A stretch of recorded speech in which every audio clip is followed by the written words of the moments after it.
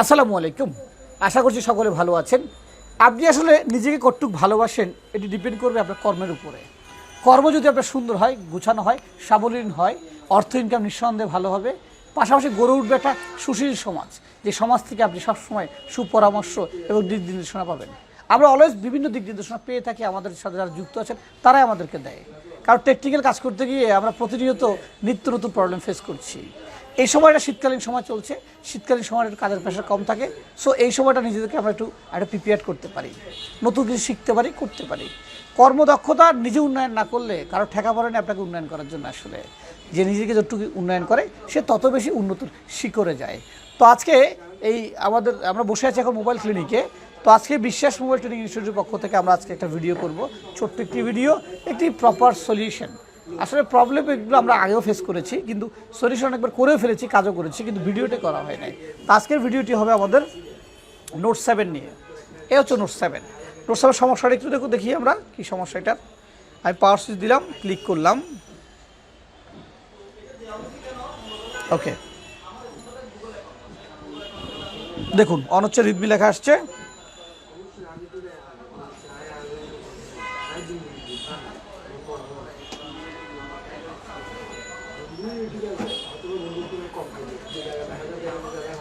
লড়ে গেছে ব্যাটারিটা, আবার একটু দিই আমরা।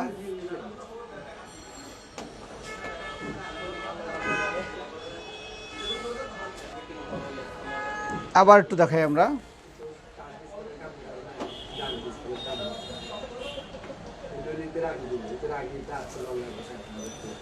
পাওয়ার সুইচটা একটু লুজ আছে, যার কারণে এটা এমন আসছে, বা পাওয়ার সুইচ চাপ পড়ছে না। আবার আমরা ফোনটাকে অন করলাম, দেখুন রিদমি লেখার আসার পর চার্জিং বোতল শো করছে, সে ফোনটা অন হয়ে যাচ্ছে যথারীতি। এমত অবস্থা আমরা কি ফিল করছি, কি অনুভব করছি?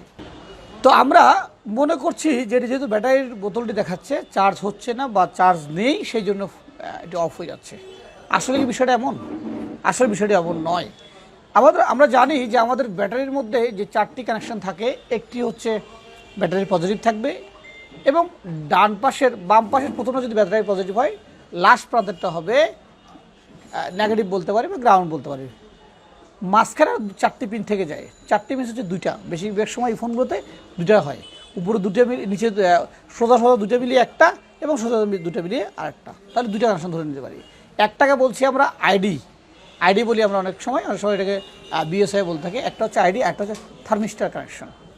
আসলে থার্মিস্টার যে কানেকশনটা থাকে এটি চার্জিংয়ের অ্যাম্পিয়ার সাথে সংযুক্ত, অ্যাম্পিয়ার সহযোগী হিসাবে এটা কাজ করে, এবং এটার কারণেই কিন্তু চার্জিংয়ের দীর্ঘ লং লাস্টিংটা করে। এটা ভোল্টেজ ঠিক আছে বলেই পাওয়ার সুইচ ক্লিক করার পর এটা রানটা হচ্ছে, কিন্তু অ্যাম্পিয়ার সাথে ম্যাচ করতেছে না বিধায় ফোনটা পরবর্তী চলছে না, ব্যাটারি লো দেখিয়ে অফ হয়ে যাচ্ছে। তো আমরা ফিল করছি যে এটাই সমস্যা হবে, এবং এটা জাম্পার করবো আমরা প্রথমেই চার্জিং ভোল্টেজটা দেখি যে আমাদের কত ভোল্ট শো করছে।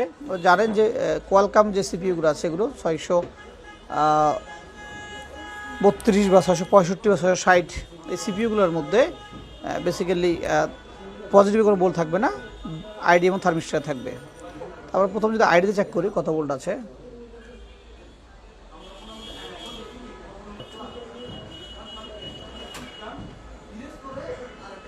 দাঁড়াও শুরু করো।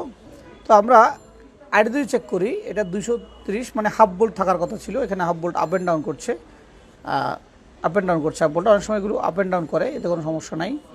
এরপরে আমরা জায়গা থার্মিস্টার যদি দেখি 1.8, থার্মিস্টার বেশি হয় 2.0 বা 2.5 এই জাতীয় ভোল্টেজ হয়। ওকে, তো যেহেতু এখানেও ভোল্টেজ আছে, 2 জায়গাতেই ভোল্টেজ আছে, 2টা পিনে ভোল্টেজ আছে। এরপর যে আমরা দেখব যে আমাদের যেই উপরে কানেক্টর আছে, কানেক্টরটার কী অবস্থা। লুজ কানেকশনের জন্য সমস্যাগুলো হয়, এর আগে আমরা অনেকগুলো পেয়েছি আসলে। এই যে দেখুন, এই যেখানে থার্মিস্টার যে কানেকশন আছে, কানেকশনটা অলরেডি এখানে একটু লুজ কানেকশন কারণে ঠিকভাবে পাচ্ছে না এটা। এই যে, তা আমরা কী করবো, আমরা থার্মিস্টার যে উপরে যে জাম্পার কানেকশনটা আছে ওটাতে আমরা একটু জাম্পার করবো।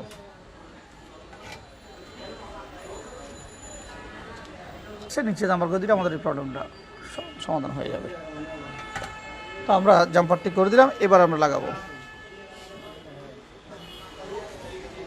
লাগিয়ে এবার আমরা ফোনটা অন করব, দেখি কি অবস্থা এটার।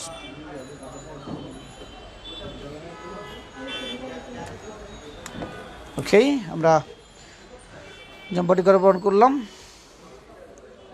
এদিকে আমাদের জাম্পারটা ভুল হলো কিনা একটু ফাইন্ড আউট করে নেই। যেহেতু নিচে ফোটা দিয়েছি আমরা আসলে করব থার্মিস্টারে, কিন্তু করে ফেলেছি আমাদের আইডিতে, যার কারণে এটা হয়নি। আবার পুনরায় আমরা পাশের থার্মিস্টারে করছি।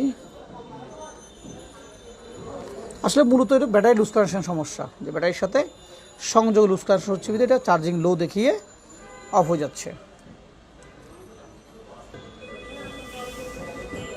ওকে, তো আমরা জাম্পারটি করেছি। আমরা এখন দেখছি যে জাম্পারটি লাগানো আছে, এখানে তারা জাম্পারটি করেছে সেটি লাগানো আছে। যে ওকে, সেকেন্ড লোগো চলে আসছে,